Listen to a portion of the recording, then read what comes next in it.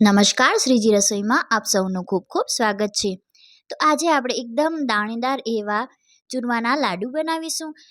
તો હોળી હોય કે ગણેશ ચતુર્થી હોય, આપણા ગુજરાતીઓના ઘરમાં લગભગ આ લાડુ જે છે એ બનતા જ હોય છે। પણ ઘણીવાર એવું થતું હોય છે કે લાડુ બની ગયાના બીજા દિવસે એકદમ સૂકા લાગે છે અથવા તો દાણેદાર નથી બનતા। જો તમે આ રીતે બનાવશો તો એકદમ પરફેક્ટ દાણેદાર ચૂરમાના લાડુ બનશે અને લાંબા સમય સુધી બગડશે પણ નહીં। જો તમને આજની આ રેસીપી ગમે કે ઉપયોગી લાગે તો વિડીયોને લાઇક જરૂરથી કરજો। હજી સુધી ચેનલને સબસ્ક્રાઇબ ના કરી હોય તો ચેનલને સબસ્ક્રાઇબ પણ જરૂરથી કરજો। તો લોટ બાંધવાના વાસણમાં આપણે 4 કપ જેટલો અહીં ભાખરીનો લોટ લેવાનો છે। જો તમારી પાસે ભાખરીનો લોટ ના હોય તો 3 કપ જેટલો ઘઉંનો લોટ અને 1 કપ સોજી લઈ લેવાની છે। તો 4 કપ લોટની સામે આપણે અડધા કપ જેટલો બેસન ઉમેરવાનો છે। તો આ માપ જે છે એ દાણેદાર ચૂરમાના લાડુ બનાવવા માટેનું એકદમ પરફેક્ટ માપ છે। અહીં આપણે પોણા કપ જેટલું ઘી ઉમેરવાનું છે।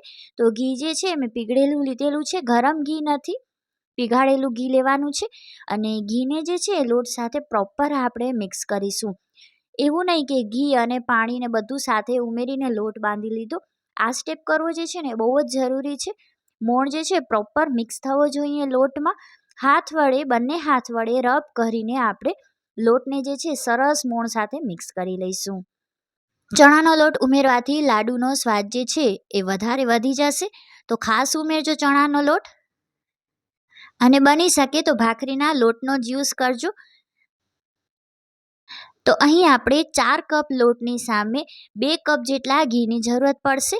તો પોણા કપ જેટલું ઘી જે છે મેં અત્યારે ઉમેરી લીધું છે। જો જરૂરત જણાય તો 1 થી 2 ચમચી મોણ જે છે વધુ ઉમેરી દેવાનું। હવે પાણીની મદદથી આપણે લોટ બાંધી લેવાનો છે। તો પાણી જે છે મેં અહીં 9 કોસું લીધું છે। એકદમ ધુવાણા નીકળે ને એટલું બધું ગરમ પાણી લેવાની જરૂરત નથી। હાથ વડે આપણે ઇઝીલી લોટ બાંધી શકીએ એટલું હુંફાળું પાણી લેવાનું છે। તો 4 કપ લોટની સામે અહીં મને 1 કપ જેટલા પાણીની જરૂરત પડી છે। પાણીનું માપ જે છે થોડુંક પ્લસ માઇનસ થઈ શકે છે।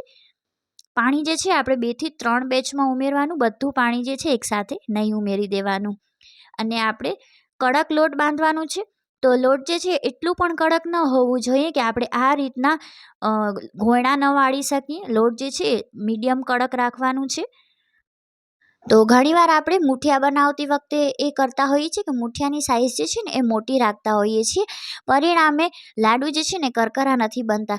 તો આપણે આ રીતના નાની નાની ટીકી શેપના ઘોયણા રેડી કરી લઈશું। આ રીતે કરવાથી તળાઈ પણ ફટાફટ જશે અને એકદમ ક્રિસ્પી બની જશે, એકદમ ખસ્તા બની જશે। જ્યારે તળાઈને બારે આવશે ત્યારે અંદરથી બિલકુલ પણ નરમ નહીં રહે। હવે આપણે અહીં તેલને જે છે એ ગરમ કરી લેવાનું છે। અહીં જો તમને ઘી ગમે તો તમે ઘીનો યુઝ પણ કરી શકો છો। મેં અહીં તેલનો યુઝ કર્યો છે। સિંગ તેલનો ઉપયોગ નથી કરવાનો, ફ્લેવર વગરના તેલનો યુઝ કરવાનો છે। ગેસની ફ્લેમ આપણે જ્યારે ઘોયણા ઉમેરીએ ત્યારે હાઈ રાખવાની, મૂઠિયા ઉમેરીએ ત્યારે, અને ઉમેરી લઈએ એટલે મીડિયમ ગેસ કરી દેવાનું। ઠંડા તેલમાં કે મીડિયમ ગરમ તેલમાં આપણે લોયા જે છે નથી ઉમેરવાના। જો તેલ પ્રોપર ગરમ નહીં હોય તો તેલમાં જતાની સાથે જ મૂઠિયા જે છે એ છૂટી જશે। એટલે જ્યારે ઉમેરીએ ત્યારે તેલ જે છે સરસ ગરમ હોવું જોઈએ અને પછી ગેસની ફ્લેમ જે છે આપણે મીડિયમ કરી દેવાની। હળવા એવા સોનેરી દેખાય ત્યારબાદ જ આપણે એની સાઈડ ચેન્જ કરીશું। વધારે અલટ પલટ નથી કરવાનું, પ્રોપર તળાય નહીં ત્યાં સુધી। તો સરસ સોનેરી રંગના તળાઈ ગયા છે। હવે આપણે તેલમાંથી જે છે એ કાઢી લેવાના છે। આ જ રીતે આપણે બધા જ મૂઠિયા જે છે તળી લઈશું। તમે જુઓ ઉપર જે છે ને એકદમ સરસ ક્રેક આવી છે અને એક પણ છૂટ્યો પણ નથી। એટલે લોટ જે છે ને એ આપણે બહુ કડક નથી બાંધવાનો, પ્રોપર આપણે ઘોયણા વારી શકીએ ને એવો લોટ બાંધવાનો।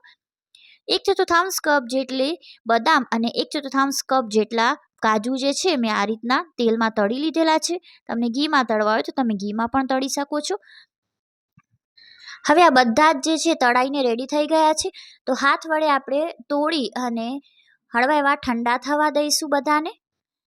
તો બધા જ જે છે આપણે આ રીતના પીસીસ કરી લીધેલા છે। પ્રોપર ઠંડા થઈ જાય ત્યારબાદ મિક્સરના વાસણમાં આપણે ટ્રાન્સફર કરી દેવાનું છે।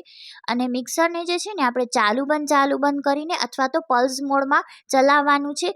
એક સામટું મિક્સર જે છે નથી ચલાવવાનું।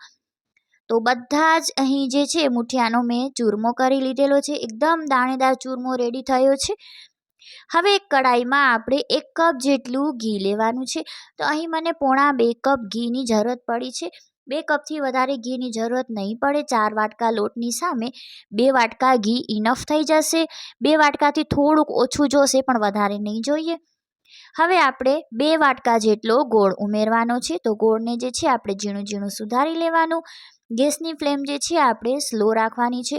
ગોળનો પાયો નથી કરવાનો, ગોળને ફક્ત ઓગાળવાનો જ છે. ગોળ ઓગળી જાય એટલે 2 ટેબલ સ્પૂન જેટલી આપણે ખસખસ ઉમેરીશું. 1 ટીસ્પૂન જેટલો જાયફળ પાવડર, 1 ટીસ્પૂન જેટલો એલચી પાવડર ઉમેરવાનો છે. ગેસની ફ્લેમ જે છે આપણે બંધ કરી દેવાની છે. હવે કડાઈમાં આ મિક્સરમાં આપણે ચૂરમો જે રેડી કર્યો એ ઉમેરી દઈશું. પ્રોપર માપ સાથે બનાવેલા છે. ઘી વધારે પણ નહીં થાય, ઓછું પણ નહીં થાય. એકદમ સચોટ માપ સાથે બનાવેલા છે. લાડુ વધારે મીઠા પણ નહીં લાગે અને મોડા પણ નહીં લાગે. જે આપણે મેવો તળીને રાખ્યો એ મેવો પણ ઉમેરી દેવાનો છે અને બધું જ જે છે આપણે પ્રોપર મિક્સ કરી દઈશું. અને જે સાઇઝમાં લાડુ બનાવવા હોય એ સાઇઝમાં લાડુ જે છે આપણે વાળી લેવાના છે. તો મિશ્રણ જે છે ને હળવો એવો ગરમ હોય ને ત્યારે જ લાડુ બનાવી લેવાના. વધારે પ્રેસ કરીને લાડુ નહીં બનાવીએ, અધરવાઇઝ તોડતા સમયે વધારે હાર્ડ લાગશે. હળવા હળવા હાથે લાડુ વાળીશું. આશા રાખું છું તમને આજની આ રેસીપી પસંદ આવી હશે, ઉપયોગી લાગી હશે. ફરી મળીશું એક નવી રેસીપી સાથે. ત્યાં સુધી આવજો.